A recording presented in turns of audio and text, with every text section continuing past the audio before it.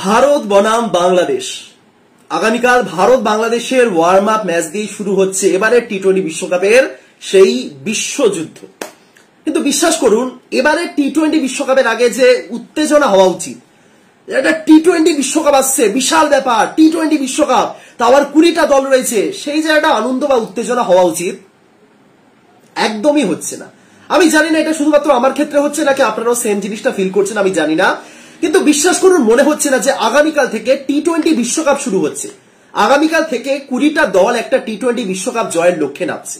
এবং স্বাভাবিক, এত ঘন ঘন যদি একটা টুর্নামেন্ট আয়োজন করা হয় তাহলে টুর্নামেন্টের মজাটা সেই লেভেলের আর থাকে না। 2021 অক্টোবরে একটা হলো, 22 অক্টোবরে একটা হলো, এবার 24 আর একটা। শেষ 2.5 বছরে এটা তৃতীয় টুর্নামেন্ট, যেখানে একটা ওডিআই বিশ্বকাপ আসে 4 বছর পর পর, সেখানে 2.5 বছরের মধ্যে তৃতীয় টি-20 বিশ্বকাপ আয়োজন করা হচ্ছে। যাই হোক, কিছু করার নেই, এমনটাই হয়ে গেছে। এবার একটু বেশি মনে হচ্ছে যেন একটু বেশি ঘন ঘন ক্রিকেট হচ্ছে, এতটাও হওয়া উচিত নয়, একটু তো এক্সাইটমেন্ট বজায় রাখা উচিত, তাই তো? তবে তার সাথে আরো একটা খারাপ খবর বলুন বা আরো একটা কি হতাশার ব্যাপার যাই বলতে পারেন, বৃষ্টি। এই বৃষ্টি জিনিসটা এতটাই ফ্রাস্ট্রেটিং, আলাদা করে আর কি বলবো। টেস্ট ম্যাচের সময় যখন বৃষ্টি হয়, বিশেষ করে এই WTC ফাইনালে, এবারও হবে শিওর, কারণ ইংল্যান্ডের মাটিতে আয়োজিত হচ্ছে, এবার মানে 2026 কথা বলছি। এই WTC তে বৃষ্টির জন্য বারবার WTC ফাইনালগুলো নষ্ট হচ্ছে। ইংল্যান্ডে যখন ওডিআই বিশ্বকাপটা হয়েছিল 2019-এ, কি আর বলবো। এবং এই টুর্নামেন্টে, এবারে যে টুর্নামেন্টটা হচ্ছে ইউএসএ এবং আমেরিকাতে, সরি ইউএসএ এবং ওয়েস্ট ইন্ডিজে, বৃষ্টিতে কি অবস্থা হবে আমি জানি না। আমি এই মুহূর্তেই ওয়ার্ম আপ ম্যাচগুলোর যে আপডেট দেখলাম, মোট 15টা ওয়ার্ম আপ ম্যাচের আয়োজন করা হয়েছিল। এবার ইউএসএ এবং ওয়েস্ট ইন্ডিজ মিলিয়ে 15টা ওয়ার্ম আপ ম্যাচের আয়োজন করা হয়েছিল, তার মধ্যে 5টা ম্যাচ বৃষ্টির জন্য বাতিল হয়েছে। জাস্ট ভাবুন, 5টা ম্যাচ বৃষ্টির জন্য বাতিল। অর্ধেক ম্যাচে তো টস পর্যন্ত করা হয়নি, বৃষ্টিতে টসই হয়নি। একটা ম্যাচে আবার ডিএস এর মাধ্যমে ফলাফল ঘোষণা হলো। অর্থাৎ বৃষ্টি বৃষ্টি বৃষ্টি, এবং এবারে টুর্নামেন্ট অ্যাকচুয়ালি বৃষ্টি কিন্তু মাটি করতে এসেছে। যাই হোক, তো আজকের এই ভিডিওতে একটু আলোচনা করা যাক প্রত্যেকটা দলের বর্তমান পরিস্থিতি কেমন, কতগুলো ওয়ার্ম আপ ম্যাচ হলো, কেমন প্রদর্শন করলো দলগুলো ওয়ার্ম আপ ম্যাচে, তাদের প্রস্তুতি কেমন হলো, টি-20 বিশ্বকাপে কোন 8টা দল সুপার 8-এ যেতে পারে, কোন 4টে দল সেমিফাইনালে, সে সম্পর্কে একটু ছোট ছোট আলোচনা করবো, ঠিক আছে? তার আগে এই যে জার্সিটা দেখতে পাচ্ছেন, বুঝতেই পারছেন, ভালো করে দেখুন, এটা হলো সেই জার্সি যে জার্সি পরে ভারত 2007-এ টি-20 বিশ্বকাপ জিতেছিল। বহুদিন ধরে আমি খুঁজেছিলাম, পাইনি, অ্যাট লাস্ট পেয়েছি, তাই ভাবলাম একটু এটা পরেই ভিডিও করি। যাই হোক, তো প্রথমে আসি কালকের ভারত বনাম বাংলাদেশ ম্যাচ। কি সিচুয়েশন ভারত বাংলাদেশ ম্যাচে? প্রথম সিচুয়েশন এটাই যে বৃষ্টি পড়তে পারে, একদম সিম্পল। প্রথম সিচুয়েশন এটাই যে কালকে ভারত বাংলাদেশের যে ম্যাচটা রয়েছে, যেটা অ্যাকচুয়ালি টিভিতে দেখানো হবে। আরো একটা কারণে এই যে বিশ্বকাপ ফিল্ডটা আসছে না, টি-20 বিশ্বকাপের ফিল্ডটা আসছে না, সেটা হলো আরে ওয়ার্ম আপ ম্যাচগুলোই তো দেখানো হচ্ছে না। হ্যাঁ, আমি মানছি এগুলো ওয়ার্ম আপ ম্যাচ, কিন্তু অ্যাটলিস্ট দেখানো উচিত। প্রথমত টাইমিং খুব বাজে, কোনো ম্যাচ রাত 8টার সময় হবে তো কোনো ম্যাচ হবে ভোর 6টার সময়। কোনো ম্যাচের ঠিকঠাক টাইমিং নেই, কারণ বুঝতেই পারছেন ওয়েস্ট ইন্ডিজে খেলা হচ্ছে, আমেরিকায় খেলা হচ্ছে, তার সঙ্গে টিভিতে খেলা দেখানো হচ্ছে না। আজকে বলা হয়েছিল যে ওয়েস্ট ইন্ডিজ এবং অস্ট্রেলিয়ার মধ্যে ম্যাচটা টিভিতে দেখানো হবে। আমি ভোর 4:30-এর সময় এই ল্যাপটপ খুলে ডিজনি প্লাস হটস্টারে চালিয়ে বসে রইলাম যে কোথায় দেখাবে, কখন দেখাবে, এবং দেখালো না। এই যে কমিটমেন্ট গুলো, না দেখাবো কিন্তু দেখালো না, এগুলো হলো আনপ্রফেশনালিজম, আর কিছুই না। কাল ভারত বনাম অস্ট্রেলিয়া বাংলাদেশের ম্যাচ রয়েছে, সেটা বলা হয়েছে দেখানো হবে। এবার দেখানো হবে আর দেখাবে, তার মধ্যে অনেক ডিফারেন্স। হ্যাঁ, দেখাবে যখন, তখন বুঝবো যে না দেখানো হচ্ছে। যাই হোক, কিন্তু ব্যাপারটা এটাই যে কাল ভারত বাংলাদেশ ম্যাচে বৃষ্টির সম্ভাবনা অ্যাকচুয়ালি রয়েছে। হলে ভালো, মানে ম্যাচটা হলে ভালো, না হলে কি করা যাবে। তাহলে সিচুয়েশন কি, ভারত এবং বাংলাদেশ কোন পরিস্থিতিতে দাঁড়িয়ে রয়েছে? প্রথমত ভারত, বহুদিন হয়ে গেল এই ভারত একই সঙ্গে কোনো ম্যাচ খেলেছে, বহুদিন হয়ে গেছে। মাঝে আইপিএল গেছে, তার আগে ভারত খেলেছিল, সেই কার সাথে খেলেছিল? আফগানিস্তান প্রবাবলি, মানে এত আগে খেলেছিল যে মনেও নেই। আফগানিস্তান, অস্ট্রেলিয়া, সাউথ আফ্রিকা, তারপরে আফগানিস্তান, 3টে সিরিজ ভারত খেলেছিল। বাংলাদেশ সদ্য ইউএস এর সাথে খেলেছে। বাংলাদেশের অ্যাডভান্টেজ এটাই যে তারা ইউএস এর সঙ্গে একটা সিরিজ ইতিমধ্যে খেলে এসেছে। তারা যে পরিস্থিতি বা যে পিচ কন্ডিশন যেটা, সেটা মোটামুটি একটা জানে। লাস্ট ম্যাচে তারা 10 উইকেটে জিতেছে, যদিও তারা তার আগে 2টো ম্যাচে হেরেছিল ইউএস এর কাছে, সেটা আলাদা ব্যাপার। অপরদিকে ভারতের প্রবলেম যেটা হতে পারে, যেটা বরাবর হয়েছে, সেটা হলো একটা টিম হিসেবে যে দলগত পারফরমেন্স চাই, সেটা ভারতের বহুদিন মিসিং, ঠিক আছে? ভারতের প্লেইং 11 কি হবে সেটা নিয়ে আমি এই মুহূর্তে আলোচনা করতে চাই না, বাংলাদেশের ক্ষেত্রেও তাই, কারণ এটা warm up match. Warm up ম্যাচে ওরকম নির্দিষ্ট প্লেইং 11 থাকে না, যতটা ব্যাটাররা থাকে সবাইকে ব্যাটিং করার একটা সুযোগ দেওয়া হয়। সুতরাং প্লেইং 11 নিয়ে ছাড়ুন, বাদ দিন, প্লেইং 11 কি হবে বাদ দিন। কিন্তু দুটো সিচুয়েশন কি, ভারতেরই বা সিচুয়েশন কি, বাংলাদেশেরই বা সিচুয়েশন কি। প্রথমত ভারত, একটা কথা আছে না যে একটা টিমকে নিয়ে একটু বেশি হাইপ ক্রিয়েট করা, যেটা আমি ইতিমধ্যে দেখছি যে ভারতীয় দলকে নিয়ে হাইপ ক্রিয়েট করা শুরু হয়ে গেছে। এমন নয় যে এই হাইপ ক্রিয়েট করা দেখে আমার ভালো লাগছে না, এমনটা নয়। ভারত হাইপ ক্রিয়েট হচ্ছে ভালো লাগারই কথা, কিন্তু যখনই বেশি হাইপ ক্রিয়েট হয় তখনই পারফরমেন্স উল্টোটা আসে, যেটা আমরা বরাবরই দেখে এসেছি। এবং আরো এই কারণে আমি ব্যাপারটা বলছি, আপনাকে যদি জিজ্ঞাসা করা হয় এবারে টি-20 বিশ্বকাপের ফেভারিট দলকে, এবারে টি-20 বিশ্বকাপের মোস্ট ফেভারিট টিমকে যারা টি-20 বিশ্বকাপ জিততে পারে, অস্ট্রেলিয়া, সাউথ আফ্রিকা বা ইংল্যান্ড, এই তিনটে দল তো একদম টপ টিম, যাদের প্লেয়াররাও ভালো ফর্মে আছে, যাদের টিমটাও যথেষ্ট ভালো। ভারতীয় দলও রয়েছে, মানে ভারত এমন একটা দল যে কোনো ক্ষেত্রে টপ 4 এর একটা লিস্টে সবারই চলে আসে। কিন্তু এবারে ভারতীয় দলটাকে দেখে সেই একদম জিতবই, জিতে ফিরবো, চ্যাম্পিয়ন হয়ে ফিরবো, যেটা 2023 বিশ্বকাপে আমরা দেখেছিলাম, সেটা কি দেখা যাচ্ছে না, সেটা মিসিং।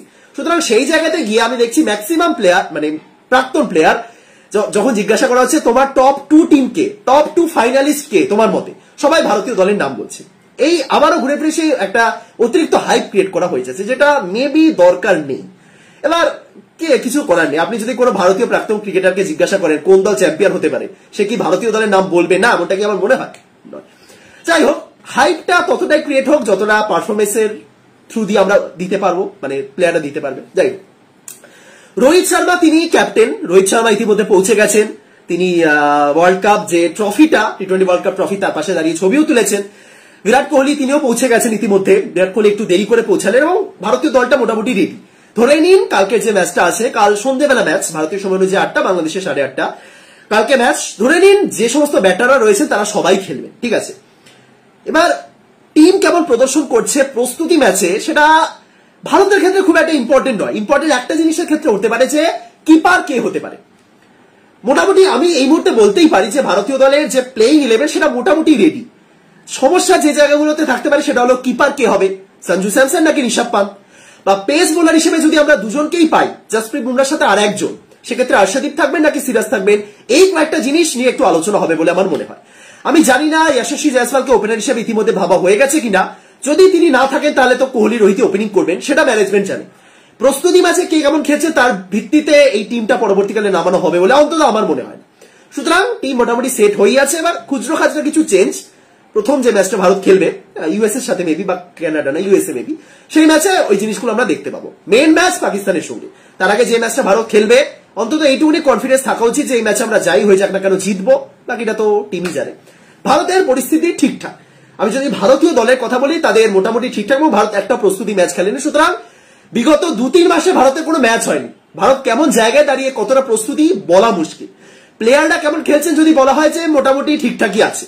কয়েকজন একটু অফ ফর্মে রয়েছেন, যেমন হার্দিক পান্ডিয়া, কিছু ক্ষেত্রে রোহিতের নামটাও বলতে হয় কারণ আইপিএল এর শেষ কয়েক ম্যাচে রান আসেনি। বাকিরা মোটামুটি ভালোই ফর্মে রয়েছে। এই হলো ভারতীয় টিমের অবস্থা। বাংলাদেশের কথা যদি বলি, বাংলাদেশ সদ্য একটা ইউএস এর সাথে সিরিজ খেলেছে, তার আগে জিম্বাবুয়ের সাথে তারা সিরিজ খেলেছে। বাংলাদেশ দলটা ম্যাচের মধ্যে আছে। বাংলাদেশ দল মোটামুটি টিম কম্বিনেশন কি হওয়া উচিত তার একটা ধারণা ইতিমধ্যে ম্যানেজমেন্ট পেয়ে গেছে। যদি ইউএস এর সাথে যে সিরিজটা তারা হেরেছে, সেখানে কয়েকটা জায়গা নিয়ে প্রশ্ন উঠেছে, যেমন লিটন দাস। ভারতের বিপক্ষে প্রস্তুতি ম্যাচ লিটন দাসের উপর অবশ্যই চোখ থাকবে, কিন্তু এটাও মাথায় রাখতে হবে লিটন দাস কিন্তু এখনো প্লেইং 11-এ নেই। কনফার্মড নট যে লিটন দাস অবশ্যই খেলবে, তার জায়গায় বরং জাকির আলী অনেক, তিনি একটা অপশন হিসেবে রয়েছেন কিপার হিসেবে। সুতরাং এই জিনিসগুলো বাংলাদেশের প্রস্তুতি ম্যাচে দেখবে। তাদের কাছে একাধিক পেসারের অপশন রয়েছে। মুস্তাফিজুর এক ম্যাচে অসাধারণ বোলিং করছেন, 6টা উইকেট তুলে নিচ্ছে, তো কোনো ম্যাচে একটু বেশি রান খেয়ে যাচ্ছে। হ্যাঁ, তানজিম হাসান সাকিবকে খেলানো উচিত নাকি উচিত না, সেই নিয়ে একটা চাপ তৈরি হচ্ছে। তাসকিন কতটা ফিট সেটা নিয়েও প্রশ্ন থাকবে। সুতরাং এই জিনিসগুলো দেখা উচিত। আদারওয়াইজ যে ব্যাটিং লাইন আপ, সেটা ভারতের ক্ষেত্রে মোটামুটি ফিক্সড, বাংলাদেশের ক্ষেত্রে মোটামুটি ফিক্সড। সাকিব আল হাসান বা নাজমুল হোসেন শান্ত বা লিটন দাস, এদের ফর্মে ফিরতে হবে, সেটা যতটা দরকার। ঠিক সেরকমই ভারতের ক্ষেত্রে আমি বলতে পারি ভারতের পেস বোলিং ইউনিটের যতটা স্ট্রং হওয়া উচিত, তার ধারে কাছে সেই ইউনিট হিসেবে তারা নেই। বুমরা একা ভালো খেললে কি সবকিছু হয়ে যাবে না। সুতরাং অল ওভার একটা ভালো টিম বানাতে হবে। এই হলো ভারত এবং বাংলাদেশের বর্তমান পরিস্থিতি, ঠিক আছে। বাকি দলগুলোর কথা একটু বলি, মানে প্রত্যেকটা গ্রুপ ধরে ধরে বলি। শুরুতেই পাকিস্তান, ঠিক আছে। কালকে তো ভারত বাংলাদেশ হচ্ছে, কিন্তু তারপরে যে দলগুলো রয়েছে তাদের কথা বলি। পাকিস্তান প্রথম টিম ভারতের সঙ্গে। পাকিস্তান বর্তমানে ইংল্যান্ডের সাথে একটা সিরিজ খেললো, আপনারা দেখেছেন। খবর কতজন জানেন আমি জানি না। পাকিস্তান সদ্য ইংল্যান্ডের সাথে একটা টি-20 সিরিজ খেলেছে। 4 ম্যাচে টি-20 সিরিজ, 2টো ম্যাচ বৃষ্টির জন্য বাতিল হয়েছে এবং 2টো ম্যাচে পাকিস্তান পরাজিত হয়েছে। ইংল্যান্ডের কাছে পাকিস্তান পরাজিত হয়েছে। সুতরাং পাকিস্তানের খবরাখবর রাখা উচিত, অন্তত ভারতীয় ক্রিকেট ফ্যান যদি আপনি হন, কারণ এই ভারত পাকিস্তানের সঙ্গে খেলতে নামবে। বিগত কয়েক বছরে ভারত পাকিস্তান ম্যাচ একটু একঘেয়ে টাইপের হয়ে গেছে, সেই হাড্ডাহাড্ডি ব্যাপারটা মিসিং। হ্যাঁ, কিছু ক্ষেত্রে হয়েছে, যেমন ওই গত টি-20 বিশ্বকাপে কোহলি যেটা করেছিলেন। এই তো 2 দিন আগে তো কোহলি একটা ইনিংস খেললেন, এর মধ্যে আর একটা টি-20 বিশ্বকাপ চলে এলো। জাস্ট ভাবুন আপনি, এত ঘন ঘন টি-20 বিশ্বকাপ হচ্ছে। তাহলে পাকিস্তানের সিচুয়েশন কি? পাকিস্তানের সিচুয়েশন এটাই, তারা ইংল্যান্ডের কাছে সিরিজ হেরেছে, 4 ম্যাচের মধ্যে একটা ম্যাচও জিততে পারেনি এবং এই মুহূর্তে দাঁড়িয়ে তারা টপ ফর্মে এমনটা নয়। ক্যাপ্টেন্সি নিয়ে প্রশ্ন উঠছে, কিপিং নিয়ে প্রশ্ন উঠছে, টিমে একাধিক প্লেয়ারের সিলেকশন নিয়ে প্রশ্ন উঠছে এবং তার সাথে কিছু ক্ষেত্রে পেস বোলিং নিয়েও কিন্তু প্রশ্ন উঠছে। অল ওভার পাকিস্তান টিমের বর্তমান অবস্থা কিন্তু খুব একটা ভালো না। এই মুহূর্তে দাঁড়িয়ে ভারতীয় দলের কথা যদি বলি, ভারতের কাছে একটা খুব ভালো চান্স রয়েছে পাকিস্তানকে অ্যাকচুয়ালি ম্যাচটা হারিয়ে আসা, ডমিনেট করে হারিয়ে আসা। ভারত পাকিস্তান ম্যাচে একাধিক ক্ষেত্রে দেখা গেছে যে পাকিস্তান ভারতকে একদম টেক্কা দিয়ে অনেক দূর বেরিয়ে গেছে। সেই সিচুয়েশন কিন্তু এবার পাকিস্তানের কাছে নেই। ম্যাচ হচ্ছে 50-50 জায়গায় দাঁড়িয়ে এমনটাও নয়, পাকিস্তান অ্যাকচুয়ালি অনেকটা ব্যাকফুটে রয়েছে। একটা সংক্ষিপ্ত একটা স্ট্যাটস দিই আপনাদের। আজম খানের নাম তো শুনেছেন, পাকিস্তানের কিপার, মঈন খানের ছেলে আজম খান এতটাই বাজে ফর্মে রয়েছেন যে তার দলে থাকা নিয়ে প্রশ্ন উঠছে, অথচ তিনি কিপার, অথচ তিনি এমন একজন প্লেয়ার। আজম খানের চেহারাটা একটু ভারী, আপনারা জানেন। সুতরাং এমন একজন প্লেয়ার তিনি, যাকে প্লেইং 11 থেকেও বাদ দেওয়া হচ্ছে না এবং তাকে কিপার ব্যতীত অন্য কোনো পজিশনে ফিল্ডিং করতে পাঠানো হচ্ছে না, পাঠানো যাচ্ছে না। তার চেহারা একটু ভারী, কিপিংটা মোটামুটি করে দিতে পারবেন বলে কিপার হিসেবে রাখা হচ্ছে, আউটফিল্ডে তো একেবারেই চলবে না এবং রিজওয়ানকে সেই জায়গাতে দাঁড়িয়ে কিপার হিসেবে খেলানো হচ্ছে না। এই হলো পাকিস্তানের অবস্থা। এবং তাও কিপার হিসেবে তিনি খুব বাজে কিছু ক্যাচ মিস করছেন, ইজি হাতের ক্যাচ। গতকালই আমি দেখছিলাম পাকিস্তান ইংল্যান্ডে হ্যারিস রাউফের একটা বল, হ্যারিস রাউফ খুব বাজে ফর্মে ছিলেন, সেখান থেকে হ্যারিস রাউফ অ্যাকচুয়ালি এই মুহূর্তে ভালো ফর্মে রয়েছে, গতকাল 3টে উইকেটও তুলেছেন, বাট স্টিল একটা ইজিয়েস্ট ক্যাচ যেটা ইজিলি ধরা যেতে পারে সেটা আজম খান ছেড়েছে। সুতরাং তার দলে থাকা নিয়ে প্রশ্ন উঠছে। এই মুহূর্তে আন্তর্জাতিক টি-20 ক্রিকেটে আজম খানের অ্যাভারেজ আমি যেটা দেখলাম, আপনাকে আরেকবার দেখে বলছি। আজম খান এই মুহূর্তে পাকিস্তানের হয়ে বেশ কয়েকটা ম্যাচ খেলে ফেলেছেন, এমন নয় তিনি পুরোপুরি ইয়ংস্টার, 25 বছর বয়স হয়ে গেছে তার। তিনি 12টা ইনিংস খেলেছেন, করেছেন 88 রান। আজম খান 12 ইনিংসে করেছেন 88 রান। তিনি কিন্তু লোয়ার অর্ডার ব্যাটার নন, মিডল অর্ডারে নামেন খেলতে। তার অ্যাভারেজ 9.78, 10-এর কম অ্যাভারেজ রয়েছে তার 12টা ইনিংস খেলার পর। সুতরাং আসলেই পাকিস্তান দলে এই জায়গাটা নিয়ে একটা বড় প্রশ্নচিহ্ন থাকছে। মোহাম্মদ আমির ফিরে এসেছেন, শাহিদ শাহ আফ্রিদি রয়েছেন, হ্যারিস রাউফ রয়েছেন, নাসিম শাহ রয়েছেন। বলা যেতেই পারে খাতায় কলমে এই পেস বোলিং আপটা একদম বেস্ট। মানে ভারতকে তো, ভারতের পেস বোলিংকে তো এই পেস বোলিং বলে বলে 10টা গোল দেবে, তাই তো? কিন্তু বর্তমানে বাস্তব যে চিত্র সেটা কিন্তু এতটাও সহজ নয়। নাসিম শাহ প্রচুর রান খাচ্ছেন, মোহাম্মদ আমির একটা ভালো কামব্যাক করেছেন কিন্তু সেই ভরসা দিতে পারছেন না, হ্যারিস রাউফ উইকেট তুলছেন কিন্তু খুব এক্সপেন্সিভ। একমাত্র শাহিদ শাহ আফ্রিদি তিনি কিন্তু দেখিয়ে দিচ্ছেন যে না, আমি এখনো ফর্মে রয়েছি। সুতরাং পাকিস্তানের পেস বোলিংটা যদি ভারত কোনোভাবে উতরে দেয়, সামলে দেয়, কোহলি, রোহিত বা জয়সওয়াল বা যারাই আছেন তারা যদি সামলে দেন, ভারতের জন্য কিন্তু ম্যাচটা খুব ইজি হতে চলেছে। একটুখানি আমি অন্তত এতটা ম্যাচ রিড করতে পারলাম। এবার বাকিটা তো সময় বলবে। এই ধরনের ম্যাচে না কি হবে কি হবে না সেটা অত সহজে বলা যায় না। সুতরাং লড়াই হবে, বেশ ভালো মতনই লড়াই হবে, বা বাকিটা তো সময় হলেই জানা যায়। তো এই হলো বর্তমানে ভারত এবং পাকিস্তান এবং বাংলাদেশ, এশিয়ার 3টে দলের অবস্থা। ভারতের গ্রুপে আর যে 3টে দল রয়েছে, কানাডা, আয়ারল্যান্ড এবং ইউএসএ। ইউএসএ এর কয়েকটা ম্যাচ দেখলাম, মানে বাংলাদেশের সাথে যে সিরিজটা দেখলাম, 2টো ম্যাচে ইউএসএ যে হারিয়ে দিয়েছে, আপনি কিছু ক্ষেত্রে ফ্লুকি বলতে পারেন।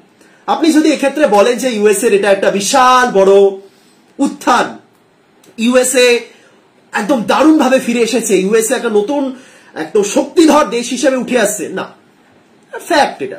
ইউএসএ যে 2টো ম্যাচে বাংলাদেশকে হারিয়েছে একটা ফ্লুক। ইউএসএ এর কিছু খুব ভালো প্রদর্শন এবং তার সাথে বাংলাদেশের কিছু খুব বাজে রকম প্রদর্শন, এরই ফলাফল হলো ইউএসএ 2টো ম্যাচের জয়। 3য় ম্যাচে তারা মুখ থুবড়ে পড়েছে। হ্যাঁ, কিছু প্লেয়ারকে তারা বিশ্রাম দিয়েছে, ইনক্লুডিং ক্যাপ্টেন। আমি অ্যাকচুয়ালি দেখেছি প্রত্যেকটা ম্যাচ, কিছু ক্ষেত্রে মানে কিছু করে। কিন্তু ইউএসএ মানে ওই রকম দলও নয়। প্রথমত ইউএসএ এর এই টিমটার কোনো উত্থান হবে বলে আমার অন্তত মনে হয় না, কারণ টিমটার কোনো পাইপলাইন নেই। আপনি যদি ইউএসএ টিমটা দেখেন, ইউএসএ বিভিন্ন জায়গা থেকে কিছু প্লেয়ারকে নিয়ে এসে টিমটা বানিয়েছে। এই টিমে ভারতের প্লেয়ার রয়েছে, পাকিস্তানের প্লেয়ার রয়েছে, এই টিমে ওয়েস্ট ইন্ডিজের প্লেয়ার রয়েছে, এই টিমে ইউএসএ নিজের প্লেয়ার রয়েছে, কানাডার প্লেয়ার রয়েছে, এই টিমে নিউজিল্যান্ডের কোরি অ্যান্ডারসন, সাউথ আফ্রিকার প্লেয়ার রয়েছে। যেখান থেকে পেরেছে তারা টিম প্লেয়ার তুলে এনে একটা 30 বছর বয়সী অ্যাভারেজ টিম বানিয়েছে। এদের গড় বয়স 29-30, সুতরাং পাইপলাইন বলে কিছু নেই, ফিউচারে এদের টিমটাকে কে নিয়ে যাবে সেই সব কিছু নেই। এরা জাস্ট একটা টুর্নামেন্টের সাফল্য চায়, যেভাবে হোক যদি 2-3টে ম্যাচ জিতে নেওয়া যায় সেটাই হলো তাদের টার্গেট। এবং হ্যাঁ, প্রত্যেকটা দলকে সিরিয়াসলি নেওয়া উচিত, বাট একটু বেটার খেললে, যেটা বাংলাদেশ লাস্ট ম্যাচে খেলেছে, খুব একটা কঠিন কাজ হবে বলে আমার অন্তত মনে হয় না। সুতরাং ইউএস এর বাধা অতটাও কঠিন নয়। আয়ারল্যান্ড মনে আছে কয়েকদিন আগে আয়ারল্যান্ড কোন দলকে হারিয়েছে? মনে আছে গত টি-20 বিশ্বকাপে আয়ারল্যান্ড কোন দলকে হারিয়েছিল? গত টি-20 বিশ্বকাপে ভুলে গেছেন অনেকে, ইংল্যান্ডকে হারিয়েছিল আয়ারল্যান্ড। বৃষ্টিবিঘ্নিত ম্যাচ ছিল কিন্তু ইংল্যান্ডকে তারা হারিয়েছিল, এটা মাথায় রাখতে হবে। গতবারে টি-20 বিশ্ব চ্যাম্পিয়ন দল ইংল্যান্ড কার কাছে পরাজিত হয়েছিল? আয়ারল্যান্ড। Simple answer. এবং এই জায়গাতে দাঁড়িয়ে আপনাকে কিছু ক্ষেত্রে সম্মান জানানো হয়েছে আয়ারল্যান্ড দলকে। তারা বড় দল নয়, তারা গত ওডিআই বিশ্বকাপে খেলেনি, কিন্তু অতটা সহজে আপনি আয়ারল্যান্ডকে জাস্ট ক্যান্সেল করে দিতে পারেন না। ভারত বনাম আয়ারল্যান্ড ম্যাচটা কিন্তু অ্যাকচুয়ালি একটা কঠিন ম্যাচ হতে চলেছে ভারতীয় দিক থেকে। যদিও এটাও মাথায় রাখতে হবে সেই সময় ভারতের অতটাও চাপ হয়তো থাকবে না। ভারত যদি পাকিস্তানের এগেইনস্টে জিতে যায়, আমার তো মনে হয় এরপরে ভারতের সুপার 8-এ ওঠা জাস্ট সময় অপেক্ষা। বাট আয়ারল্যান্ডের সঙ্গে ম্যাচটা কিন্তু হবে, ভালো হবে। অন্তত পাকিস্তান আয়ারল্যান্ড তো একটা বেশ ভালোই লড়াই হতে চলেছে। কানাডা একদমই লড়াইতেই নেই, অন্তত আমার এতটা মনে হয়। কানাডা জাস্ট লড়াইতেই নেই। কানাডা ভার্সেস ইউএসএ একটা আলাদা রাইভালরি রয়েছে, বহু পুরনো একটা রাইভালরি রয়েছে, সেটা থাকতে পারে। আদারওয়াইজ কানাডার কোনো সিনই নেই। সুতরাং ভারত পাকিস্তান অবশ্যই ভালো দল, ভালো লড়াই হবে। আয়ারল্যান্ড কিন্তু দুটো দলকে টাফ ফাইটের মুখোমুখি ফেলবে। ইউএসএ কে একটু বুঝে শুনে খেলতে হবে, কারণ ইউএসএ এর কন্ডিশন, ইউএসএ তে এমনি প্রচুর ভারতীয়। ভারতের এগেইনস্টে ইউএসএ যখন খেলতে নামবে, ভারতের দুজন প্রাক্তন আন্ডার-19 প্লেয়ার খেলতে নামবে, যারা এককালে ভারতের হয়ে খেলেছে। সুতরাং এই গ্রুপটা যদি দুটো দলকে বেছে নিতে বলা হয়, ভারত এবং পাকিস্তানের চান্স একদম 80% এর বেশি। আয়ারল্যান্ড তারা যদি বড় কোনো অঘটন ঘটিয়ে দেয়, এবং যেটা তাদের দ্বারা হবে, যেটা তাদের দ্বারা সম্ভব, অসম্ভব নয়, অসম্ভব বলে কিছুই হয় না, বাট একটা তো সম্ভাবনা, একটা সম্ভাবনারও তো একটা সম্ভাবনা রয়েছে, তাই না? আয়ারল্যান্ড কিন্তু সেই অঘটনগুলো ঘটাতে পারে দুটো দলের এগেইনস্টে, ভারত এবং পাকিস্তান। অতটাও কিন্তু হালকাভাবে নেওয়া যাবে না আয়ারল্যান্ডকে, এটুকুনি আমি বলতে পারি। এই হলো গ্রুপ এ। এবার আসি group B. Australia, England, Namibia, Oman, Scotland. প্রথমেই ওমান, নামিবিয়া, স্কটল্যান্ডকে জাস্ট দূরে সরিয়ে রাখুন।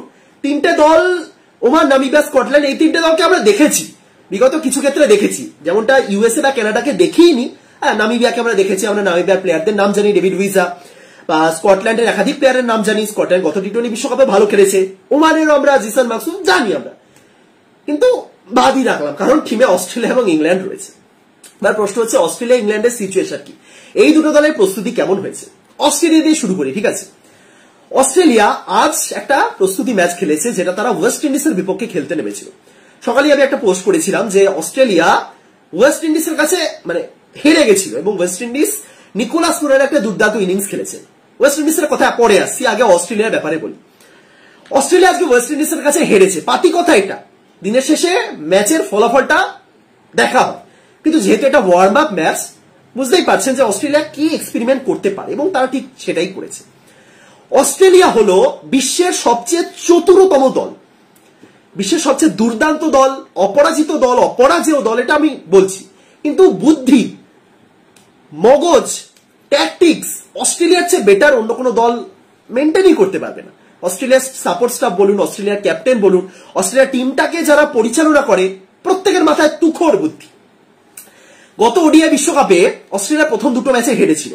তার আগে যে প্রস্তুতি ম্যাচ তারা খেলেছিল, ওয়ার্ম আপ ম্যাচ, সেখানেও যে সেই দাপটের অস্ট্রেলিয়াকে দেখা গেছে এমনটা নয়। কিন্তু একটা জিনিস আমি তখনও বলেছিলাম যে অস্ট্রেলিয়ার খুব বুদ্ধি, এবারও আমি বলছি অস্ট্রেলিয়ার খুব বুদ্ধি। কেন জানেন? আমি দুটো ছোট্টখাট্ট পয়েন্ট বলি, যেটা আজকের ম্যাচে আমি দেখলাম মানে স্কোর দেখলাম। আপনি বলুন অস্ট্রেলিয়ার এই টি-20 বিশ্বকাপে কোন দুজন ওপেনিং করতে আসবে? যদি সিম্পল একটা কোয়েশ্চেন জিজ্ঞাসা করা হয়, কোন দুজন অস্ট্রেলিয়ার টি-20 বিশ্বকাপে ওপেনিং করতে আসবে?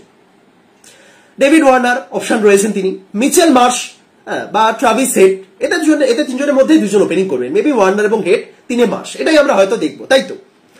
আজ প্রস্তুতি ম্যাচে অস্ট্রেলিয়া কাকে দিয়ে ওপেনিং করেছিল জানেন? কাকে দিয়ে ওপেনিং করেছিল? Aston Agar.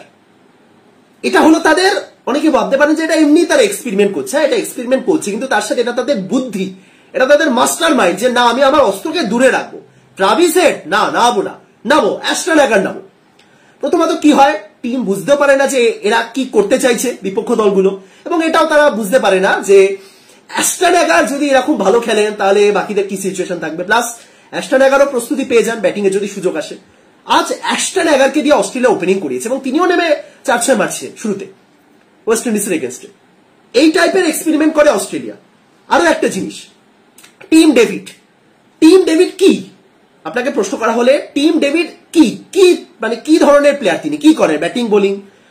Simple answer, batting. Tim ডেভিডকে আপনি কটা ম্যাচে বোলিং করতে দেখেছেন? হ্যাঁ, টি-20তে 5টা মতো উইকেট রয়েছে, কিন্তু কটা ম্যাচে, আইপিএল ক ম্যাচে বোলিং করেছেন? টিম ডেভিড তো রোজই খেলতেন। টিম ডেভিডকে দিয়ে অস্ট্রেলিয়া ওপেনিং বোলিং করিয়েছে, প্রথম ওভার বোলিং করতে এলেন টিম ডেভিড, তাকে পুরো 4টে ওভারে স্পেল করিয়ে দেওয়া হলো। অস্ট্রেলিয়া ঠিক এই টাইপের এক্সপেরিমেন্ট গুলো করে। না প্যাট কামিন্স খেললেন, না খেললেন মিচেল স্টার্ক, আমি জানি না তারা দুজন আদৌ টিমের সঙ্গে উপস্থিত হয়েছেন কিনা। খেলানো হলো নাথান এলিসকে, জশ হ্যাজেলউডকে, যিনি খেলবেন, একটু এক্সপেন্সিভ ছিলেন, অ্যাশটন অ্যাগারকে, অ্যাডাম জাম্পাভিক এবং টিম ডেভিডকে। এই হলো অস্ট্রেলিয়ার বোলিং লাইন আপ।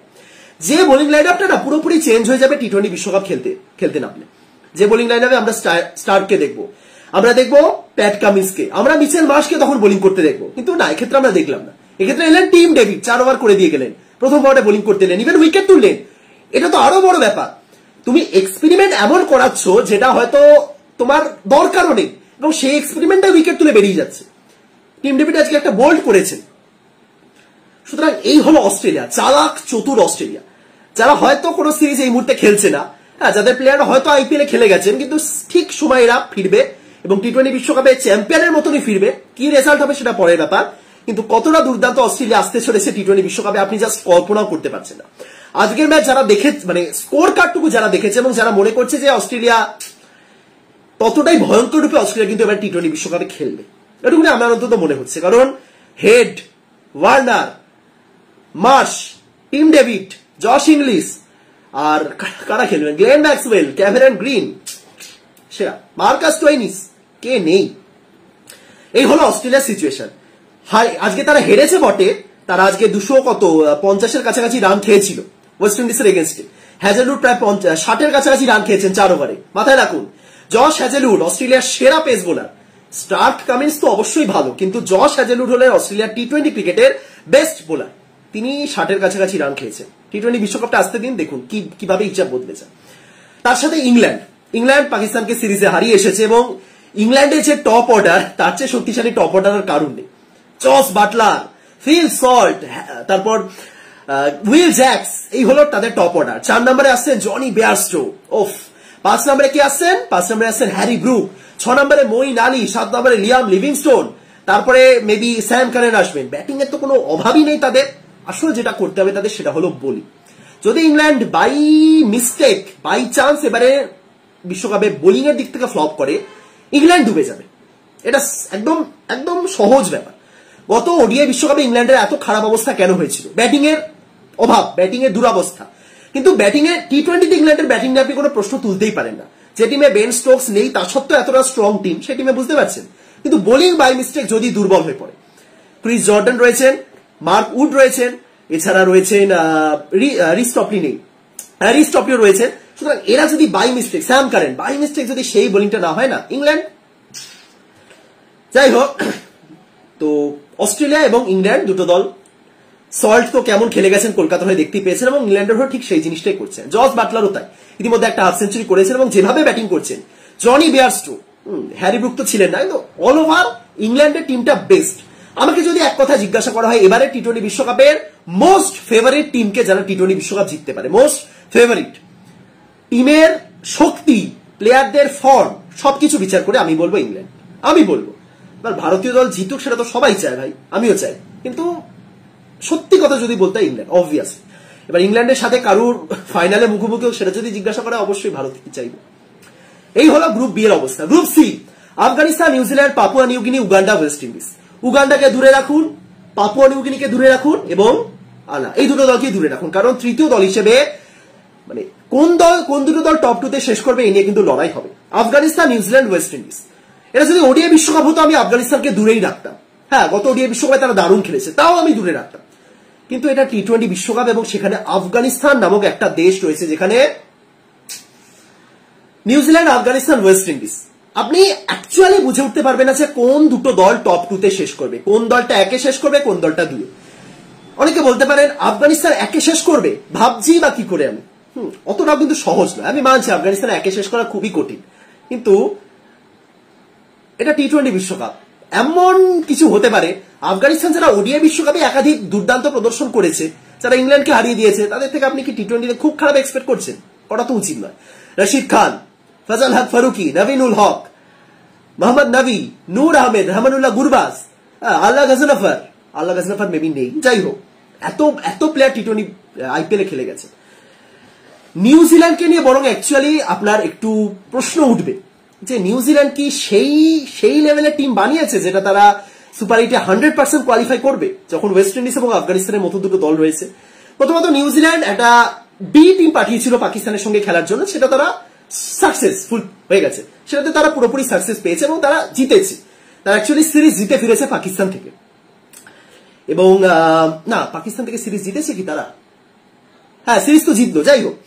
তো এবার এই নিউজিল্যান্ডের যে টিমটা আমরা দেখেছি পাকিস্তানে, সেই টিমটা বদলে যাচ্ছে এবং একটা নতুন টিম এসছে। এবং ভারতের মতো তাদেরও সেম সিচুয়েশন, তাদের একটা নির্দিষ্ট টিম, একটা সেট টিম, যে টিমটা টি-20 বিশ্বকাপে খেলবে সেটা তারা পায়নি। এবং এটা মাথায় রাখতে হবে, এবারের যে ওয়ান বাই ম্যাচগুলো হচ্ছে, একটা ম্যাচ খেলারও সুযোগ পায়নি এই New Zealand. Bharat, New Zealand, south Africa, তিনটা দলই বর্তমানে সেম পেজে দাঁড়িয়ে। এরা একই সঙ্গে কোনো টি-20 ম্যাচ খেলেছিল সেট টিম হিসেবে বহুকাল আগে। সুতরাং নিউজিল্যান্ডের ক্ষেত্রে চাপ তো রয়েছে, কে কেমন প্রদর্শন করেন।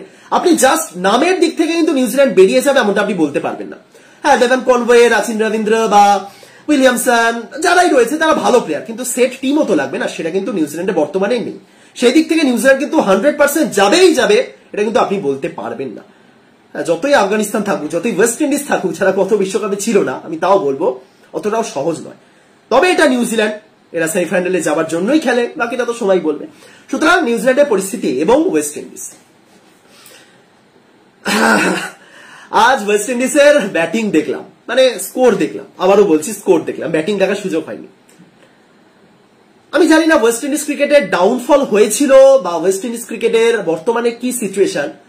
জাস্ট একটা সহজ কথা যদি বলতে হয়, যে ওয়েস্ট ইন্ডিজের ব্যাটাররা যেদিন মুডে থাকবেন সেদিন তাদের কোনো কিছু আটকাতে পারবেন, এটা হলো একদম সিম্পল কথা। ওয়েস্ট ইন্ডিজের ব্যাটারদের ইন্ডিভিজুয়াল পারফরমেন্স যেদিন চরম সীমায় থাকবে, সেই দিন ওয়েস্ট ইন্ডিজকে আটকাতে কেউ পারবে না। আমি ইন্ডিভিজুয়াল পারফরমেন্সকে উল্লেখ করলাম, টিম পারফরমেন্স ওয়েস্ট ইন্ডিজের থেকে আপনি রেগুলার বেসিসে পাবেন না। আজ একটা টিম ভালো খেলছে, কাল সেই টিমটা ফ্লপ করে যেতে পারে। কারণ দলগত পারফরমেন্স মানে কি, আপনি কি বোঝেন দলগত পারফরমেন্স মানে কি? আপনি দেখুন, কোন একটা দল 200 রান ইজিলি পেরিয়ে যেতে পারে কেউ হাফ সেঞ্চুরি না করলেও, এটা হলো দলগত পারফরমেন্স। কোন দলের প্রথম 7 জন ব্যাটার, টপ 7 ব্যাটার যদি কেউ হাফ সেঞ্চুরি নাও করে, যদি প্রত্যেকের ব্যাটে 30 করে রান আসে, তাও সেই টিমটা 200 ক্রস করবে, তাই তো? 7 জন ব্যাটার 30 করে, 3 7 21, 210, ইজিলি 200 পেরিয়ে যাবে। এটা হলো দলগত প্রদর্শন। কোন প্লেয়ার এক্সট্রাঅর্ডিনারি খেললেন না, কিন্তু যতটা খেললেন ভালো, প্রত্যেকেই 20 বলে 30, হ্যাঁ 15 বলে 27 28, হ্যাঁ বা 21 বলে 40, এইরকম টাইপের পারফরমেন্স করলে ইজিলি 200 পেরিয়ে যাবে। এটা হলো দলগত প্রদর্শন।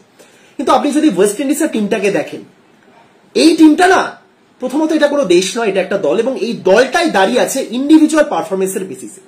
এবং এই যে আজকে 250-এর কাছাকাছি স্কোর হলো, কেন হলো? দলগত পারফরমেন্স হয়নি, 2-3 জন ভালো খেলেছেন, কিন্তু তার মাঝেও আপনি দেখুন যে 2 জন ভালো খেলেছে তারা 200-250 স্ট্রাইক রেটে ব্যাটিং করেছে। যদি দুটো প্লেয়ারও 70 রানের ইনিংস খেলে, তাহলে তো ওখানে 140 হয়ে গেল। এবার বাকিরা যদি 10-10 করেও করে, তাহলে 200 কাছাকাছি চলে যাবে। এটা হলো এক ধরনের প্রদর্শন। আর একটা প্রদর্শন হলো প্রত্যেকে 30-30 করে করুক, সেটাও 200 পেরিয়ে যাবে।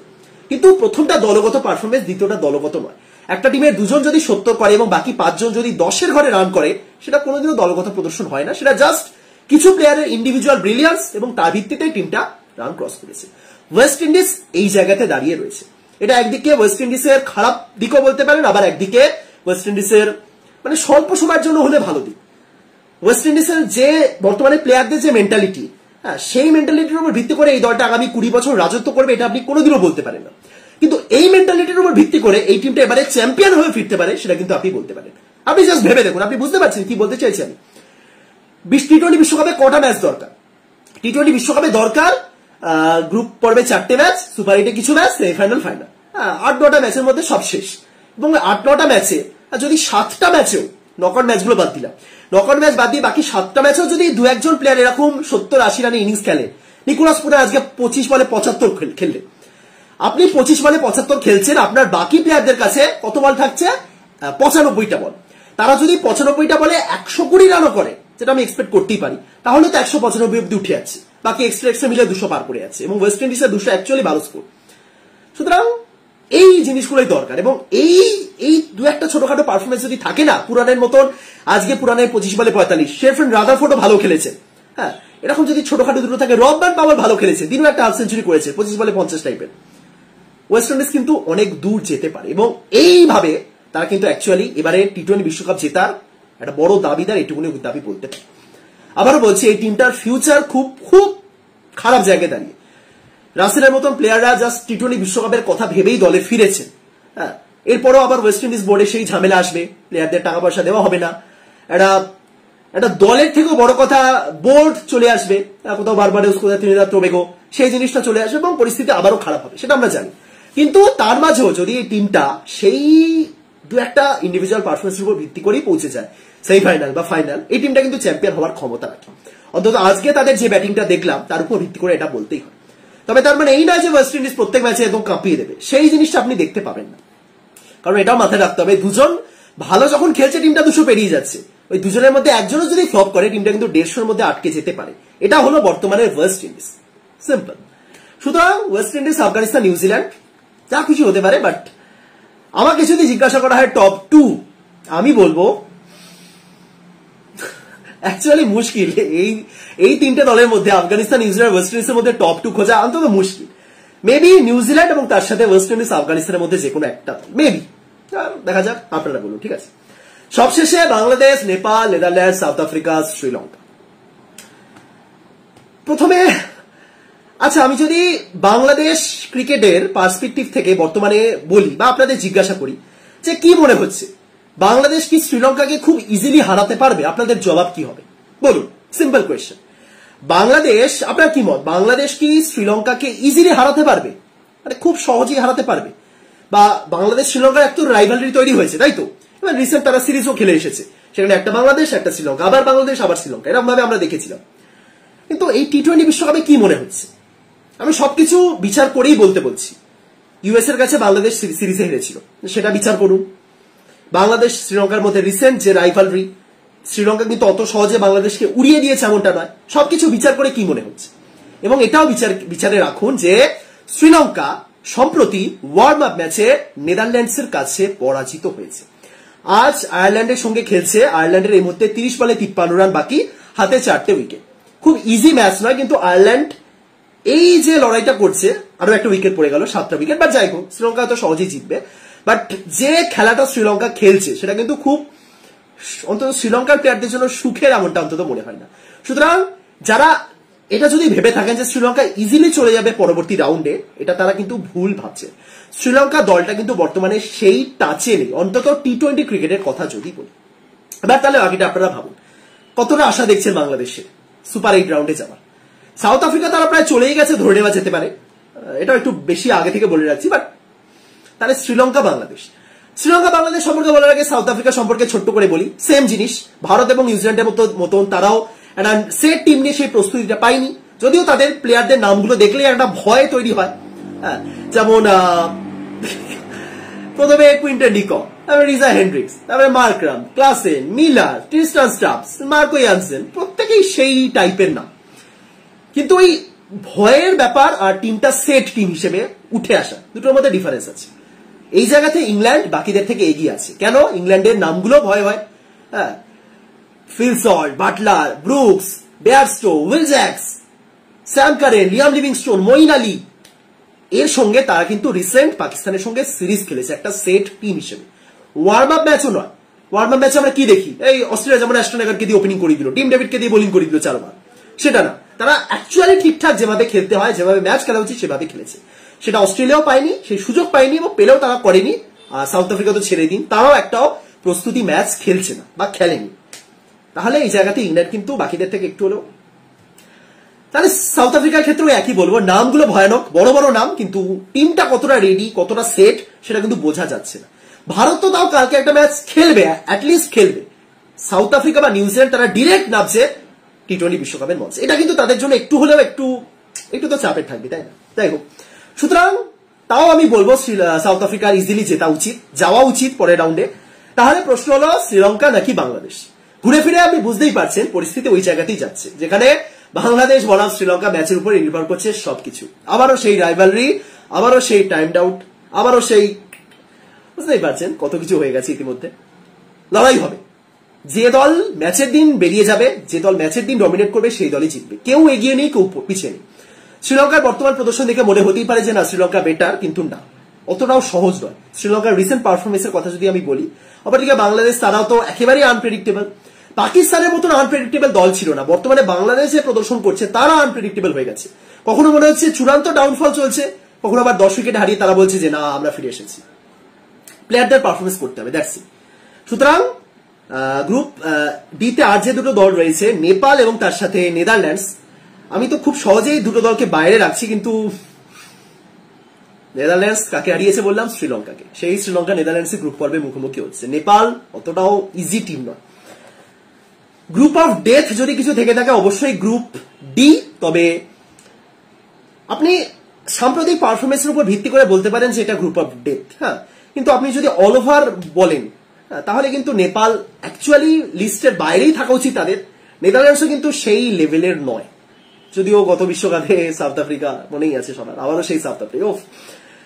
নেদারল্যান্ডস ভার্সেস শ্রীলঙ্কা, ইতিমধ্যে তারা হারিয়েছে। Bangladesh versus Sri Lanka, south Africa versus Netherlands. অপরদিকে নেপাল যাদের সাথে খেলে তাদের সাথে রাইভালরি তারা বানিয়ে নিচ্ছে আজকাল। Actually group of death, D for death, group D, group death. এই হলো বর্তমানে টি-20 বিশ্বকাপে বর্তমান পরিস্থিতি। একদম যতটা গুছিয়ে বলা যায় আমি বলার চেষ্টা করি। প্লেইং 11 নিয়ে আমি এখনই আলোচনা করছি না, সেটা পরে হবে। টি-20 বিশ্বকাপটা শুরু হোক, প্রথম কয়েকটা দিন বড় ম্যাচ নেই, যখন শুরু হবে তখন আলোচনা হবে। আপাতত প্রত্যেকটা দলেরই ফোকাস হওয়া উচিত একটা সেট টিম বানানো, যেটা আশা করি ভারত কালকে চেষ্টা করবে। ভারতের কাছে প্রচুর ব্যাটার রয়েছে, এখনো পর্যন্ত ওপেনার কে হবেন সেই নিয়ে একটা চিন্তা রয়েছে। হার্দিক পান্ডিয়া না শিবম দুবে, এটা নিয়ে একটা চিন্তা রয়েছে, বা দুজনেই থাকবেন কিনা। ভারত কি 7 ব্যাটারে যাবে নাকি 8 ব্যাটারে যাবে, যাকে নিয়ে যদি আমি ধরি। এই জিনিসগুলো সমাধান করুক। এবং প্রস্তুতি ম্যাচ মানে ওইটাই, যে প্রস্তুতি ম্যাচে তুমি সবাইকে ব্যাটিং এর সুযোগ দাও, কিন্তু তার সাথে এটাও তো রেডি রাখতে হবে না যে কাকে তুমি প্লেইং 11-এ খেলাবে। সেটা আশা করি ভারতীয় দল তৈরি রাখবে। অপরদিকে বাংলাদেশ, তারা অ্যাকচুয়ালি হয়তো বুঝে ওঠার চেষ্টা করবে যে লিটনকে আমাদের চাই নাকি চাই না, অভিজ্ঞতা চাই নাকি ফর্ম চাই, শান্তর ক্যাপ্টেন্সি ইম্পর্টেন্ট নাকি শান্তর ব্যাটিংটাই, মানে ব্যাটিংটাও ইম্পর্টেন্ট নাকি শুধুমাত্র ক্যাপ্টেন্সি দিয়ে ম্যাচ জেতালেই চলবে। এই জিনিসগুলো কিন্তু বাংলাদেশকে অবশ্যই দেখতে হবে। যাই হোক, তো অ্যাট লাস্ট শুরু হচ্ছে, কিন্তু সিম্পল। আমি অন্তত সেই ব্যাপারটাই, মানে ফিলিংসটাই আসছে না। টি-20 বিশ্বকাপ, ওফ, যখন ছোট ছিলাম টি-20 বিশ্বকাপ মানে ওরকমও নয়। আমি তাও বলছি 2014, 2016, আমি স্পেশালি এই দুটো বিশ্বকাপের কথাই বলছি। 2012 যখন ছিল তখন এই সোশ্যাল মিডিয়া ব্যাপারটা ছিল না। 16, 14 বাদ দিন, 2016 যেটা ভারতের মাঠে হয়েছিল, তখন সদ্য সোশ্যাল মিডিয়া এসেছে। হ্যাঁ, তার মধ্যে 2016তেই তো ভারত বাংলাদেশের ওই 3 বলে 2 ম্যাচটা ছিল। মানে ওই সময়টা আলাদা একটা ক্রেজ ছিল। তারপরে 5 বছর হলো না, 2021-এ গিয়ে লকডাউনের পর এমন একটা টুর্নামেন্ট হলো। কত টি-20 বিশ্বকাপটা তাও একটু এনজয় করেছিলাম, মানে যে না ওফ টি-20 বিশ্বকাপ। কিন্তু এবার সেই ফিলটাই পাচ্ছি না ভাই। এই তো দুদিন আগে হলো, দুদিন আগে কোহলি 82 রান করলেন অস্ট্রেলিয়ার সাথে। যাই হোক, কিছু করার নেই। ভাবতে পারে আইসিসি, ভাবতে পারে যে একটু ঘন ঘন হয়ে যাচ্ছে, প্রত্যেক বছর একটা করে আইসিসি টুর্নামেন্ট। যাই হোক, আজকে ভিডিওটা এখানেই শেষ করছি। ছোট্ট করে আপনারা জানান যে কি মনে হচ্ছে, কোন 4টে দল শেষ পর্যন্ত যেতে চলেছে সেমিফাইনাল। প্লে অফ বলে ফেলছিলাম, আইপিএল দেখে দেখে এমন অবস্থা হয়েছে, এখানেও বলছি প্লে অফ। যাই হোক, ভিডিওটা শেষ করছি। আশা করি সবাই ভালো আছেন, ভালো থাকুন। দেখা হচ্ছে পরের ভিডিওতে। তখন সবাইকে টাটা।